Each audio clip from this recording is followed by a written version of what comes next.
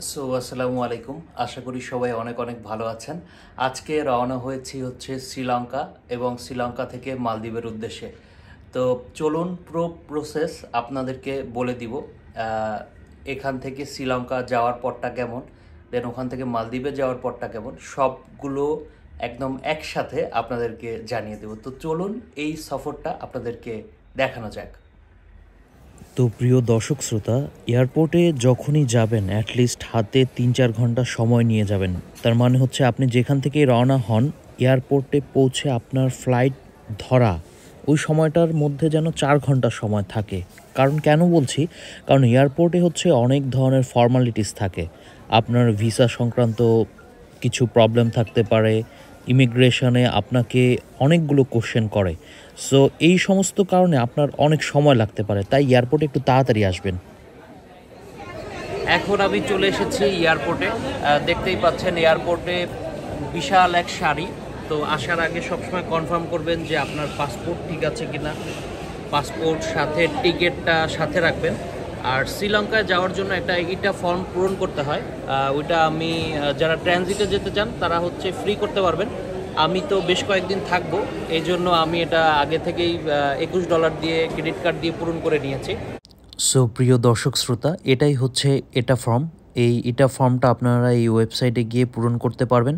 যারা ট্রানজিটে যাবেন তাদেরও এটা পূরণ করতে হবে এবং যারা এমনি ঘুরতে যাবেন তাদেরকেও এটা পূরণ করতে হবে। তো এই দুইটা জিনিস আপনাদের লাগবে। তো এই দুইটা জিনিস দেখার পরে কাউন্টারে আপনাদেরকে বোর্ডিং কার্ড দিয়ে দিবে।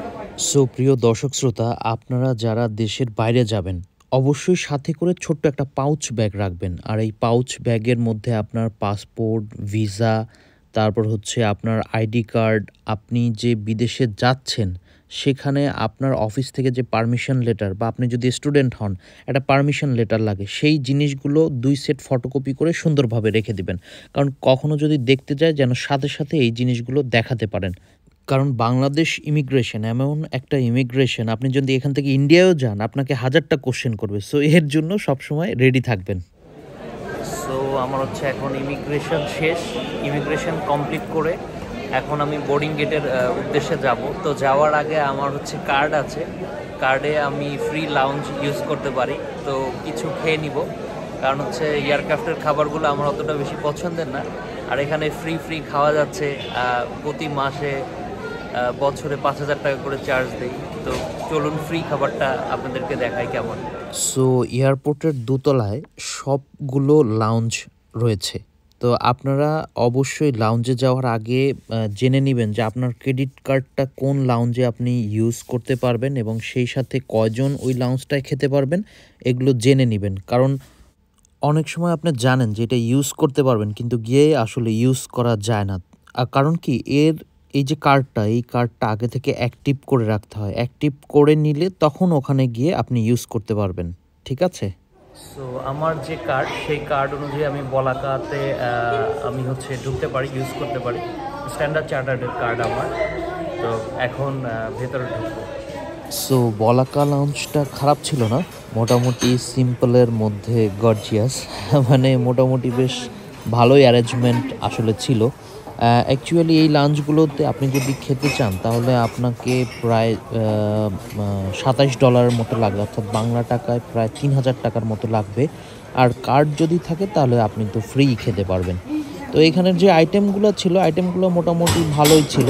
অ্যাটলিস্ট 5 স্টার হোটেলের মতো অত আইটেম ছিল না, বাট মোটামুটি ছিল। যেমন এই যে ভাত, তারপরে যে খিচুড়ি, খিচুড়ির পরে এটা ছিল গরুর মাংস। মানে গরুর মাংস এই জিনিসটাই সবথেকে বেশি টেস্টি ছিল। আর এটা ছিল একটা চাইনিজ ভেজিটেবল, আর চাইনিজ ভেজিটেবলের পাশে ওইটা যেন কি ছিল। তো সব কিছু মিলে মোটামুটি আপনি একটু খিচুড়ি যদি নেন, একটু মুরগির মাংস, দেন একটু সালাদ, আমি একটা স্যুপও নিয়েছিলাম সাথে, সব কিছু মিলিয়ে মোটামুটি ভালোই ছিল। তো এখান থেকে আমি বেশ ভালোই খাওয়া দাওয়া করেছি, যাতে এয়ারক্রাফটে আর তেমন ক্ষুধা না লাগে, খেতে না হয়। সো এক কথা বলবো, ভালোই ছিল। সো প্রিয় দর্শক শ্রোতা, খাওয়া দাওয়া শেষ করে আবার বাইরে বের হয়ে গেলাম। একটা জিনিস আপনাদেরকে বলে রাখি, আপনারা যখনই কোনো দেশে যাবেন হাতে কিছু ক্যাশ ডলার রাখবেন, লাইক $1,000। এগুলো কিন্তু দেখতে চায়। হ্যাঁ, ১,০০০, ২,০০০, ৩,০০০ যতদিনে স্টে করবেন তার উপরে ভিত্তি করে হাতে ক্যাশ ডলার রাখবেন। কারণ ফর এক্সাম্পল আপনি যদি মালদ্বীপে যান তখন কিন্তু অনেক সময় দেখতে চায় যে আপনার হাতে কত টাকা ক্যাশ আছে। সো আমার পিছনে দেখতে পাচ্ছেন যে এখানে চেক ইন হচ্ছে, দীর্ঘ লাইন। আমাদের ফ্লাইটটা আসলে ডিলে, 1টা বাজে ছাড়ার কথা ছিল এখান থেকে, কিন্তু 1 ঘন্টা 45 মিনিট ডিলে হয়েছে। তো এই সময়টা আমি লাউঞ্জেই ছিলাম, লাউঞ্জে বেশ ভালো সময় কাটিয়েছি। এখন প্লেনের দিকে যাচ্ছি। একটা জিনিস খেয়াল রাখবেন যে ব্যাগে কিন্তু চেক ইন ব্যাগেজ, অর্থাৎ যেই ব্যাগেজটা আপনার সাথে ক্যারি করবেন, এই ব্যাগটা কিন্তু সব কিছু নেওয়া যায় না। তো এগুলো কী কী নেওয়া যায়, কী কী নেওয়া যায় না, এই সম্পর্কিত একটা ভিডিও আপনাদেরকে আমি জানাবো, সেটা আপনারা জানতে পারবেন। সেই ভিডিওটা দেখার আমন্ত্রণ রইল। তো চলুন এখন সামনের দিকে আগানো যায়। সো সংক্ষেপে একটু বলে দেই, আমরা 2 ধরনের ব্যাগ আসলে বিমানের ভেতরে নিতে পারি। একটা হচ্ছে যেটা কার্গোতে যায়, আপনার বড় বিগ সাইজের ব্যাগগুলো, ওগুলো আসলে কার্গোতে যায়। আর ছোট সাইজের যে ব্যাগগুলো সেটা আপনার হাতে করে আপনার নিজের সাথে করে নিয়ে যেতে পারেন। যেহেতু আপনি এই ব্যাগটা আপনার হাতে করে নিয়ে যাচ্ছেন, তো আপনি চাইলেই সব জিনিস এটার ভিতরে রাখতে পারবেন না। যেমন ধারালো কোনো জিনিস, ফর এক্সাম্পল সেটা একটা ছুরি হতে পারে, একটা কেচি হতে পারে, ব্লেড হতে পারে, এই জিনিসগুলো আপনি নিতে পারবেন না। আপনি কোনো লিকুইড আইটেম মানে পানি জাতীয় আইটেম, ফর এক্সাম্পল আপনি একটা পানিই নেবেন, কথার কথা, এই পানিটা যদি 100 ml এর উপরে হয়, 100 গ্রামের বেশি হয়, তাহলে সেটা নিতে পারবেন না, সেটা কিন্তু ফেলে দিবে। যে কোনো ফোম জাতীয় item, for example shaving jail বা এই জাতীয় যে কোনো কিছুই, এটা যদি 100 গ্রামের মধ্যে থাকে তাহলে নিতে পারবেন, 100 গ্রামের বেশি যদি হয় তাহলে আবার নিতে পারবেন না।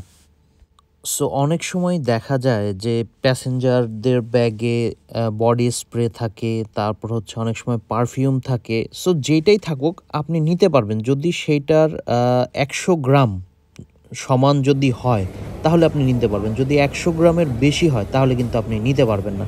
সো এই দিকগুলো সবসময় খেয়াল রাখবেন।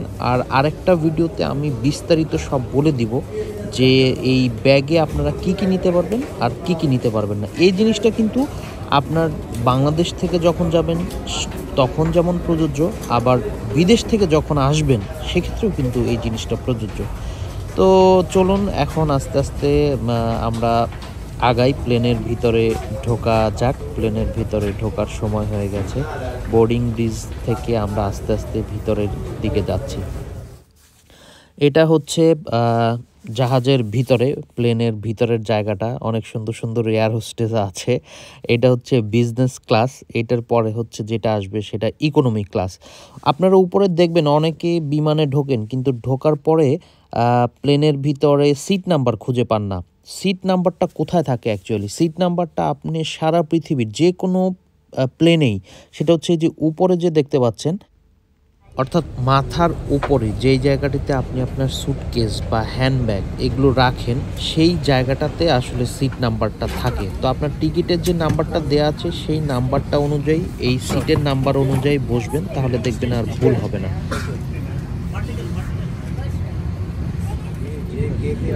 সো শ্রীলঙ্কান এয়ারে চলে এসেছি। এটা হচ্ছে বিমানের ভিতরে, এটা এয়ারবাস।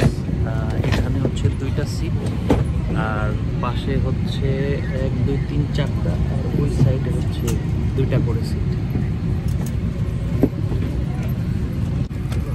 তো আমার সামনে একটা মনিটর আছে, এখানে কি কি আছে, এটা একটা স্ক্রিনটা পরে দেখায়। এটার সাথে একটা টেবিল, এখানে খাওয়া দাওয়া করা যাবে। দেন ইন ফ্লাইট একটা ম্যাগাজিন, একটা হেডফোন। সো আমরা যখন প্লেনে করে এক জায়গা থেকে আরেক জায়গায় যাই, এই সময়কালীন প্লেন কর্তৃপক্ষ যে সুযোগ সুবিধাগুলো আমাদের প্রোভাইড করে সেগুলো আমরা অনেকেই জানি না। যেমন এই যে দেখেন টিভি স্ক্রিনটা, এখানে স্ক্রিনে চালিয়ে আপনি কিন্তু মুভি, তারপর গান দেখা সহ বিভিন্ন কিছু করতে পারবেন।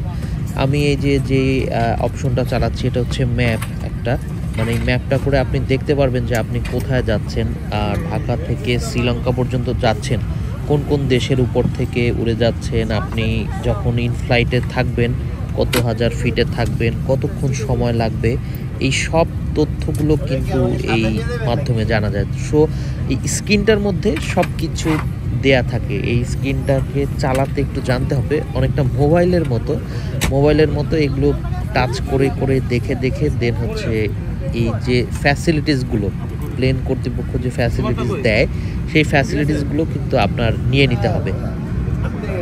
একসাথে নিছি না, আমি কি আলাদা দিব? কইলাম তো এই স্যারকে একসাথে।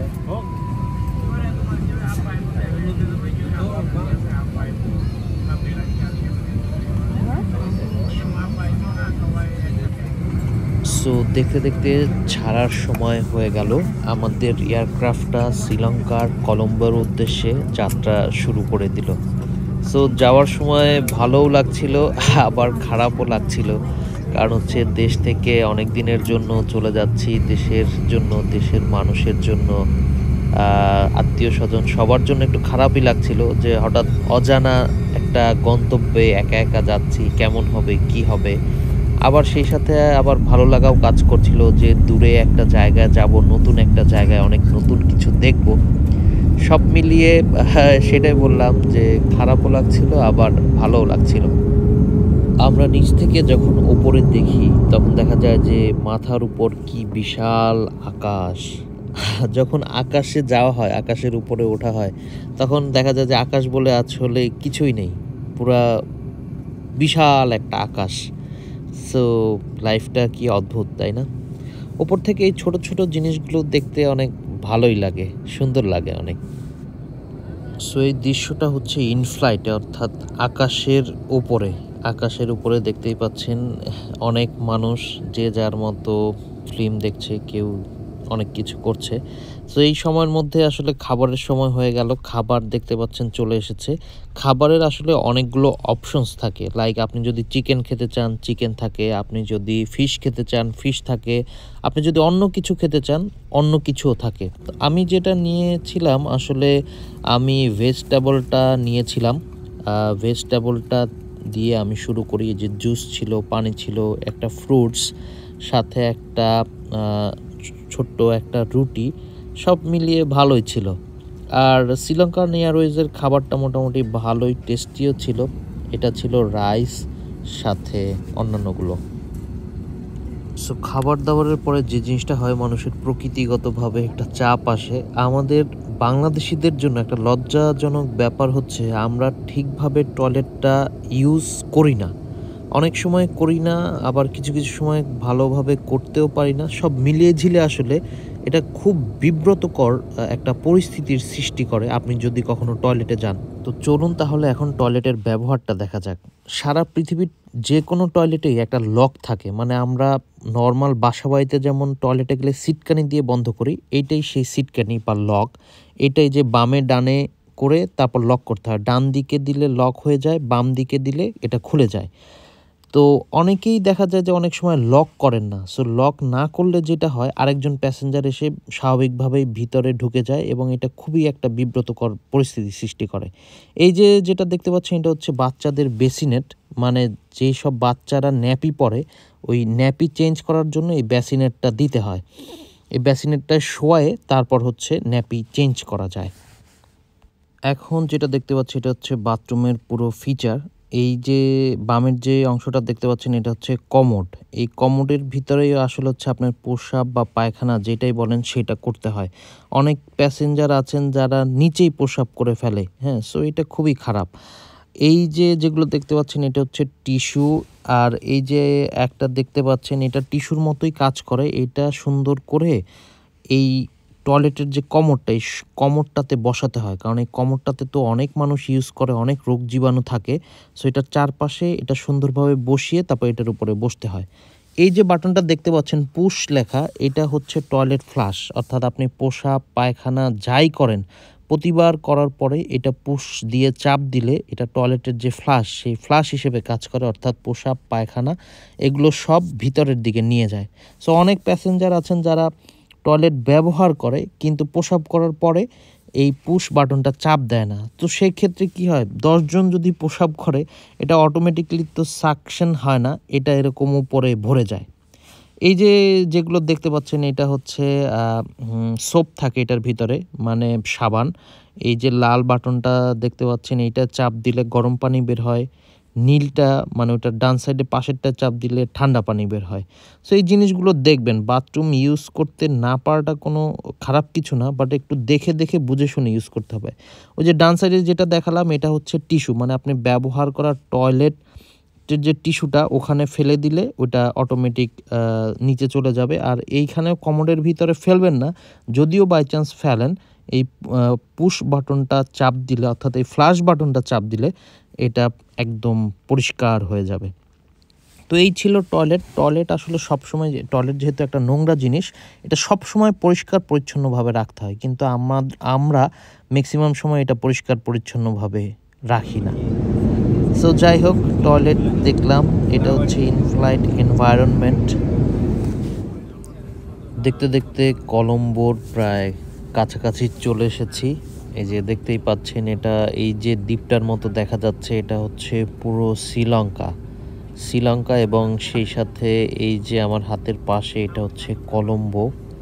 সো এই শ্রীলঙ্কা পুরো দেশটাই একটা দ্বীপের মতো দেশ। সো খুব এক্সাইটেড। আর এই যে দেখতেই পাচ্ছেন যে পড়ন্ত বিকেল, সূর্যি মামা ডুবি করছে এবং সেই সাথে সারা দিনের শেষ যে তাপটা সেই তাপটা ছড়িয়ে দিচ্ছে। দেখতে দেখতে আমরা আমাদের যাত্রার শেষ প্রান্তে চলে এসেছি। প্রায় 3 ঘন্টা 25 মিনিট ফ্লাই করার পরে আমরা অলমোস্ট কলম্বো এয়ারপোর্টের কাছাকাছি চলে আসছি। ওপর থেকে এই মেঘগুলো দেখতে অনেক অনেক অনেক ভালো লাগছিল, মানে এক কথায় মাইন্ড ব্লোয়িং। মানে এই দৃশ্য আসলে সহজে দেখা সম্ভব হয় না। সো শ্রীলঙ্কান এয়ারলাইন্সকে অনেক থ্যাঙ্কস যে 1 ঘন্টা 45 মিনিট ডিলে হয়েছিল। আর এই ডিলে হওয়ার কারণে এই যে সূর্যাস্তটা কিন্তু দেখতে পেরেছি, খুবই সুন্দর। এই যে মেঘের ভেতর দিয়ে যখন যাচ্ছি মনে হচ্ছে যেন মেঘগুলো আমাকে একদম টাচ করে যাচ্ছে, আমার বডির সাথে লেগে যাচ্ছে। এত এত এত সুন্দর, জাস্ট ফিল ইট।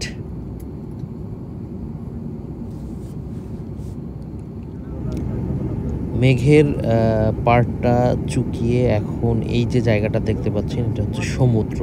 মানে শ্রীলঙ্কায় ঢোকার আগেই যে সমুদ্রটা পড়ে এটা একটা বিশাল সমুদ্র। এই সমুদ্র পার হয়েই এখন আমরা শ্রীলঙ্কা এয়ারপোর্টের দিকে ঢুকবো। এখন আসলে নিচের দিকে অনেকটা সন্ধ্যার মতো, উপরে তো আলোটা একটু পরে কমে যায় আর নিচে আলোটা অনেক আগেই আস্তে আস্তে কমতে থাকে। আমরা এখন কলম্বো এয়ারপোর্টের উদ্দেশ্যে অবতরণ শুরু করেছি। এই পাশটা হচ্ছে সাইট, এই সাইটটার পরে আস্তে আস্তে সামনে এগুলোই হচ্ছে কলম্বো এয়ারপোর্ট। সো যতই যাচ্ছি ততই মানে নতুন একটা আশায় বুকটা ধরফর করছে, নতুন একটা সৌন্দর্য, নতুন একটা কিছুকে জানার উদ্দেশ্যে। সো এই যে জায়গাগুলো দেখতে পাচ্ছেন এটা হচ্ছে কলম্বো সিটির পাশে যে জায়গাগুলো, এনভায়রনমেন্টটা, সেই এনভায়রনমেন্টটা বেশ ভালোই লাগছে। উপর থেকে সন্ধ্যাও হয়ে গেছে, ছোট ছোট নিভু আলোও জ্বলছে, একটা অনেক সুন্দর একটা নৈসর্গিক আমেজ তৈরি করেছে। সো এই যে এয়ারপোর্টের প্রথম পার্টটা দেখা গেল, ওই যে ডান সাইডের কর্নারে একটা ছোট্ট বিমান দাঁড়িয়ে আছে। আমরা এখন এই প্রায় নামছি, ল্যান্ডিংয়ের মুহূর্ত। এই যে জাস্ট টাচ ডাউন করে ল্যান্ডিং হয়ে গেল। সো ক্যাপ্টেন খুব সুন্দরভাবে স্মুথলি ল্যান্ডিংটা করেছে। নামার সময় হালকা একটা বৃষ্টি ভাবও ছিল, বাট সব কিছু মিলিয়ে বেশ সুন্দর ছিল।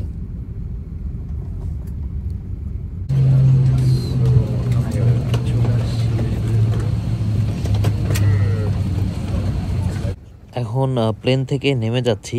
নেমে যাওয়ার সময় দর্শক শ্রোতাদের উদ্দেশ্যে কিছু কথা বলি।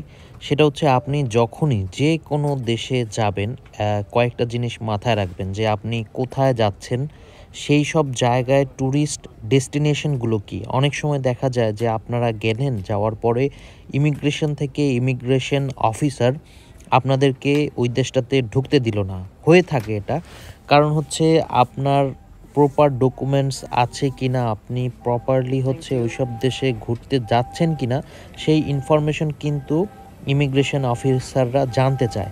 সো অবশ্যই যে জিনিসগুলো মাথায় রাখবেন যে আপনার hotel booking, confirm hotel booking আছে কিনা, আপনি কয়দিন থাকবেন, সেই প্ল্যানটা কি, আজকে কোথায় থাকবেন, কালকে কোথায় যাচ্ছেন, পরশুদিন কোথায় যাবেন, অনেক সময় কিন্তু এই জিনিসগুলো জানতে চায়। সো এই জিনিসগুলো জানলে যদি উত্তর যদি না দিতে পারেন ঠিকভাবে, তাহলে কিন্তু ইমিগ্রেশন অফিসার আপনাদেরকে ভিতরে নাও ঢুকতে দিতে পারে। সো এই জিনিসগুলো সবসময় মাথায় রাখবেন, খেয়াল রাখবেন। হোটেল বুকিংয়ের যে কনফার্মেশনটা সেটা হচ্ছে মোবাইলে স্ক্রিনশট দিয়ে রাখবেন অথবা একটা ফটোকপি করে রাখবেন। তাছাড়া প্লেনের যে রিটার্ন এয়ার টিকিট সেটাও সাথে রাখবেন। এই জিনিসগুলো কিন্তু সব জিনিস রাখতে হয় হাতে, সবসময় একটা কাছে পেন রাখবেন। তারপর হচ্ছে ছবি রাখবেন সবসময় সাথে। ছবিগুলো না থাকলে অনেক সময় কিন্তু যে কোনো জিনিস লাইক সিম কার্ড বা অন্য কিছু কেনা, সেক্ষেত্রে এইসব জিনিসগুলোতে কিন্তু প্রবলেম হয়। সো এই জিনিসগুলো মনে রাখবেন। সো এইটা হচ্ছে শ্রীলঙ্কার কলম্বোর এয়ারপোর্ট। দেখতেই পাচ্ছেন এয়ারপোর্টটা কিন্তু অনেক সুন্দর, খুব নাইসলি ডেকোরেটেড করা এবং উপরে খুব সুন্দরভাবে সাজানো, দেখতেই কিন্তু অনেক ভালো লাগছে। সো শ্রীলঙ্কা সম্পর্কে আমরা অনেক ধরনের কথা শুনে থাকি যে শ্রীলঙ্কায় ডলার সংকট, শ্রীলঙ্কার এই সমস্যা ওই সমস্যা। শ্রীলঙ্কায় আপনি মাটিতে পা দেওয়ার সাথে সাথে এয়ারপোর্টে দেখতেই পাচ্ছেন যে এয়ারপোর্টের কি হুলস্থুল অবস্থা। মানে একটা দেশের এয়ারপোর্ট দেখলেই কিন্তু বোঝা যায় যে সেই দেশের ভিতরে কি অবস্থা, কীরকম থাকতে পারে। তো শ্রীলঙ্কার দেশটা কেমন সেটা পরে আস্তে আস্তে জানতে পারবেন। একটা গুরুত্বপূর্ণ বিষয় বলে দিই যে কোনো দেশে ঢোকার সময় সবথেকে ভালো ড্রেস আপ পরে যাবেন, কারণ ড্রেস আপ দেখেই কিন্তু আপনাকে ইমিগ্রেশন কর্মকর্তা মেপে নিবে যে আপনি কীরকম, আপনাকে ভিতরে ঢুকতে দিবে কি দিবে না। সো ইমিগ্রেশনের আগে হচ্ছে এই ফর্মটা ফিল আপ করতে হবে, অ্যারাইভাল ফর্ম। যদিও এটা আমি আগে ফিল আপ করেছি অনলাইনে, তারপরও করে নিলাম কোনো ধরনের হ্যাসেল ছাড়া। সো একটা জিনিস মনে রাখবেন, যখনই ট্রাভেল করবেন সাথে একটা কলম অবশ্যই রাখবেন, কারণ এই ফর্মগুলো ফিল আপ করার জন্য সবসময় কলমের দরকার হয়। আর আমি আগে ঢাকা থেকে আসার সময় হচ্ছে booking.com থেকে হোটেল কনফার্ম করে এসেছি, এখানে কিন্তু কনফার্মেশন লাগে, সো ওইটা রাখবেন। এটা ফর্ম ETA ফর্ম যেটা, সেটাও পূরণ করে আসতে হয়। সো বাকিগুলো পরে বলবো, বের হতে হবে। সো ইমিগ্রেশন হয়ে গেছে। ইমিগ্রেশনে জাস্ট একটা সিল দিয়ে দিল, দ্যাটস ইট, আর কিছুই না, কোনো কিছু জিজ্ঞাসা করেনি। জাস্ট বাট আপনার যে এটা ফর্মটা ETA, ওইটা এখানে জমা দিতে হয়। সো খুব সহজেই ইমিগ্রেশন হয়ে গেল।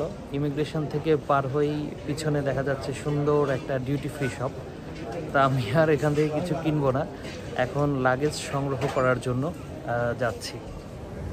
সো প্রিয় দর্শক শ্রোতা, বাংলাদেশের এয়ারপোর্ট তো আপনারা অনেকেই দেখেছেন। শ্রীলঙ্কার এয়ারপোর্টটা অনেক সুন্দর, সাজানো গুছানো, সব দিক দিয়ে একদম বলবো এক কথায় চমৎকার। যেমন এটা পরিষ্কার পরিচ্ছন্ন, তেমন এটা ওয়েললি ডেকোরেটেড, তেমন মানে মানুষগুলো অনেক ফ্রেন্ডলি।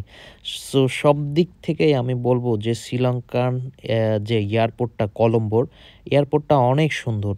এবং সবথেকে বড় কথা হচ্ছে এদের প্রত্যেকটা মানুষ অনেক প্রফেশনাল এবং ওয়েল বিহেভড। আপনি যে কোনো ইনফরমেশনের জন্য জানতে চাইবেন, খুব আগ্রহ সহকারে এরা আপনাকে সাহায্য সহযোগিতা করবে।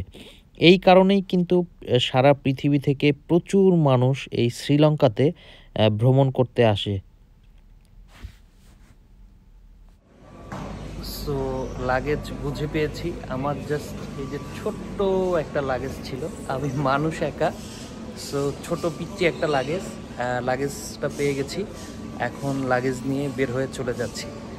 তো বিস্তারিত বাকি যদি কেউ কিছু জানতে চান অবশ্যই জানাবেন। শ্রীলঙ্কা আসা সম্পর্কে যদি কোনো তথ্য থাকে অবশ্যই জানাবেন। সো আমার পিছনে যেটা পার হলাম সেটা হচ্ছে কাস্টমস পার হয়ে এটা হচ্ছে এয়ারপোর্টের বাইরের ভিউটা। সো এটাই হচ্ছে অনেক সুন্দর একটা ভিউ। বাইরে অনেক কিছু আছে, মানি চেঞ্জ সহ অনেক কিছু আছে, সিম, তো সব কিছু যার যেটা দরকার সেটা করে নিতে পারে। সো এয়ারপোর্টে হচ্ছে যে মানি এক্সচেঞ্জগুলোতে রেট অনেক কম দেয়, তো এই জন্য জাস্ট অল্প কিছু আমি ভাঙিয়ে নিয়েছি, মাত্র $20 ভাঙিয়েছি। $20 এই যে দেখেন কত টাকা, 6,000 টাকার উপরে। তো বা এখানে $1 দেয় হচ্ছে 320 টাকা করে, আর বাংলাদেশে $1 দেয় হচ্ছে 125 টাকা করে। সো অনেক টাকা, কিন্তু জানি না এখানে খরচ কেমন, বাট আমার মনে হয় যেমন অনেক টাকা তেমন অনেক খরচ। তো চলুন এখন আমি একটা টুকটুক ভাড়া করব, টুকটুক ভাড়া করে আমার যে হোটেল, যে লজ, সেই হোটেলে চলে যাব। সো চলুন বাকি সময়টা উপভোগ করা যায়। সো এখানে দেখতে পাচ্ছেন অনেকগুলো যে হোটেল, সেই হোটেলগুলোর বিভিন্ন কোম্পানি যারা আছে তাদের ইয়েগুলো দেওয়া আছে। আর এখানে এখন মোবাইল সিম আছে, আমি একটা মোবাইল সিম কিনে নেব যাতে যে কোনো সময় যে কোনো জায়গায় আমি ইন্টারনেটটা পাই, সেই জন্য একটা মোবাইল সিম এখন এখান থেকে আমি কিনে নিচ্ছি।